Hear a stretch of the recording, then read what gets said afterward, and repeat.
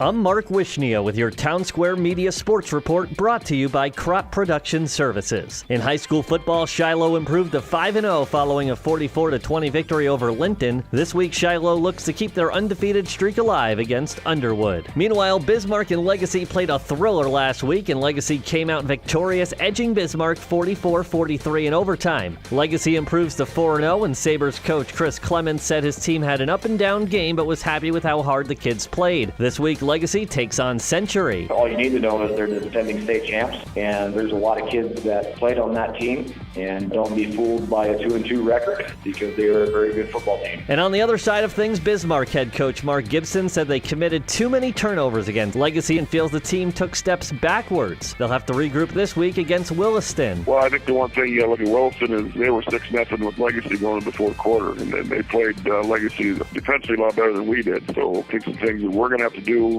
is when we get decent field position, we're going to have to capitalize on it, quit making mistakes. And Century is coming off a 28-10 loss to Minot. Head coach Ron Wingenbach knows the challenges his team faces this week going into the game versus Legacy. Well, they're a well-balanced team offensively and defensively, and it's the fourth year now that those players and staff have been together, so they're pretty in tune to what they want to get accomplished, and it's going to take a great effort this Friday night. St. Mary's took a trip to Turtle Mountain last week, and although head coach Dan Schmaker was worried about a long bus trip impacting the way the team played, the journey had no impact on the result. The Saints got the win 48-20 to remain undefeated and move to 4-0. This week, St. Mary's has to take on Trinity. Trinity's a really good team. They beat, a very good team and a ranked team in Valley City last week fairly handily. So Trinity is very athletic, very fast, can score a lot of points, and worry about being able to slow them down and keep the ball from them and not let them score many points. And finally, in high school football, Mandan has yet to record a win. They're now 0-4 after a 42-28 defeat to Dickinson. Head coach Todd Sheldon said the team was unable to get anything going in the first half, and they'll have a tough task this week taking on a Minot team that is significantly bigger than Mandan's squad. Minot is big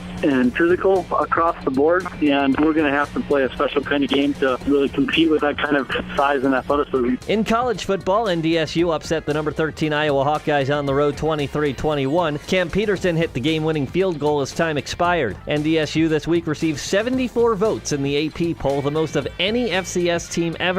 The Bison are off this week, but return to the Fargo Dome for homecoming on October 1st against Illinois State. The University of North Dakota picked up their first football win of the season last Saturday with a 47-44 win over South Dakota in double overtime. UND scored 20 unanswered points, including 17 in the fourth quarter to force the overtime. UND opens conference play at Montana State this week. In pro football, Minnesota beat Green Bay Sunday night 17-14, and in Monday Night Football, Carson Wentz improved to 2-0 with Philadelphia. Wentz was 21 of 34 for 190 yards and a touchdown in the 29-14 victory over Chicago. And that's your Townsquare Media Sports Report, brought to you by Crop Production Services. I'm Mark Wishnia.